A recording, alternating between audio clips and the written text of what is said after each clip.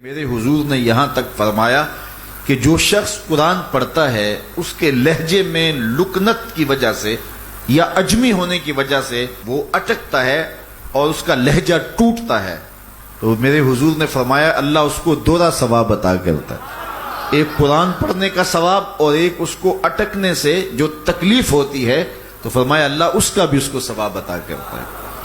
اور فرمایا یہ وہ پاکیزہ کتاب ہے کہ اگر تمہارا رب سے باتیں کرنے کو جی چاہے تو قرآن کھول کے بیٹھ جاؤ، یہ رب سے ہم کلام ہونا ہے، یہ اپنے رب سے گفتگو کرنی ہے۔ میرے حضور نے فرمایا کہ قرآن اللہ کی وہ لٹکتی ہوئی رسی ہے جس کا ایک سرا تمہارے ہاتھ میں ہے، دوسرا سرا تمہارے رب کے ہاتھ میں۔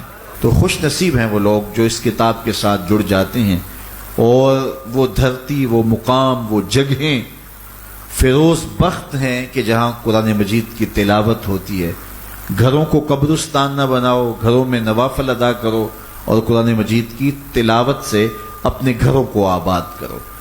اگر گھر میں روزانہ کی بنیاد پہ قرآن مجید کی تلاوت کا معمول بن جائے تو پھر کوئی جن، کوئی بھوت، کوئی آسیب اور کوئی بدروح آپ کو تنگ نہیں کر سکتی۔ جہاں قرآن کی تلاوت تسلسل کے ساتھ ہوتی ہوگی وہاں جن نہیں ہوگا، وہاں ٹونے نہیں ہوں گے، وہاں جادو نہیں ہوگا، وہاں سایہ نہیں ہوگا، وہاں رحمت الہی کا سائبان تان دیا جائے گا۔ جہاں قرآن پڑھا جائے وہاں نزول باران ہوتا ہے، رحمتوں کی برسات ہوتی ہے۔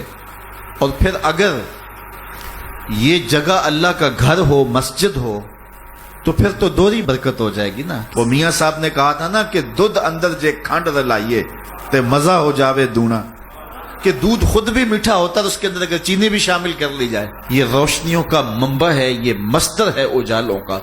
اس کتاب سے اتنی روشنیاں پھوٹتی ہیں کہ زندگی کے سارے اندھیرے ختم کیے جا سکتے ہیں۔ یہ طمانیت قلب کا سبب بھی ہے، یہ روح کے اجالوں کا سبب بھی ہے، یہ کتاب زندگی ہے، کتاب حیات ہے۔ اس کے بتائے ہوئے اصولوں کے مطابق اگر زندگی بسر کریں گے تو یہ زندگی بھی خوبصورت ہوگی، اور اس زندگی کے بعد ایک اور شروع ہونے والی زندگی ہے، وہ زندگی بھی خوبصورت ہوگی۔ قرآن قبر میں چراغاں کرے گا، قبر میں روشنیاں دے گا، قبر میں اجالا کرے گا۔ اس کتاب کے اندر ایسے ایسے شفا کے نسخے رکھے گئے ہیں کہ ہماری زندگی کے روز مرہ مسائل کا حل ہے۔ مثال کے طور پہ آج کل ہر بندہ معاشی طور پہ پریشان ہے، تو سورہ واقعہ صرف 3 رکوعوں پر مشتمل ہے۔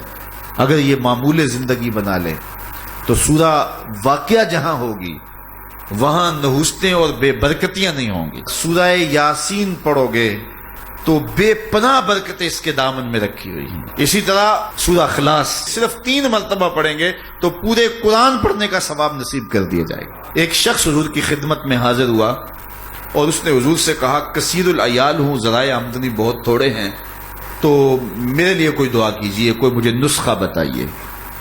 تو آقا کریم نے اس کو جو نسخہ بتایا سنا، فرمایا جب گھر جائے تو گھر والوں کو السلام علیکم کہہ دیا کرو۔ یہ کتنا سوکھا نسخہ ہے اور کتنا اچھا وظیفہ ہے، گھر والے بھی خوش، اللہ رسول بھی خوش۔ اس کے بعد 1 مرتبہ سورہ اخلاص پڑھ لیا کرو۔ غربت توڑ نسخہ، جب بھی گھر جاؤ السلام علیکم، اس کے بعد 1 مرتبہ سورہ اخلاص۔